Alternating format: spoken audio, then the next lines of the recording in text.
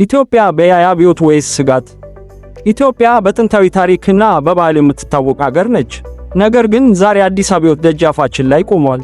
ይህ አብዮት ሁሉንም ነገር የሚቀይር ነው፣ ሰው ሰራሽ አስተዋይነት ወይም ኤአይ።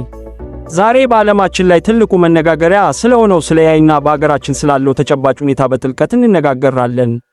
አብራችሁን ቆዩ። የኤአይ መተግበሪያዎች ጥቅም። አሁን ላይ እንደ ቻት ጂፒቲ ያሉ የኤአይ መሳሪያዎችን የማያውቅ የለም። ቻት ጂፒቲ ለማንኛውም ጥያቄ ምላሽ ይሰጣል፣ ስክሪፕቶችን ይጽፋል፣ ኮዲንግም ያውቃል። እንደ ዲፕሲክ ያሉ ደግሞ ለከፍተኛ ስሌትና ምርምር የተመረጡ ናቸው። ጉግል ጀሚናይ ደግሞ ከኢንተርኔት ላይ ትኩስ መረጃዎችን በቅጽበት ያቀርብልናል። እነዚህ መሳሪያዎች የዕለት ተዕለት ሥራችንን እያቀለሉልን ነው። ኤአይ በኢትዮጵያም ኤአይ በጅምር ላይ ቢሆንም ተስፋ ሰጪ እንቅስቃሴዎች አሉ። የሳይንስ ሙዚየም መገንባትና እንደ ለሳን ኤአይ ያሉ የአገር ውስጥ ቋንቋዎችን የሚተረጉሙ ቴክኖሎጂዎች መፈጠር ትልቅ እርምጃ ነው። በጤና ዘርፍም በሽታን ቀድሞ ለመለየት ኤአይ ጥቅም ላይ መዋል ጀምሯል። ግብርናና ትምህርት። ለኢትዮጵያ ግብርና ኤአይ ትልቅ ለውጥ ያመጣል።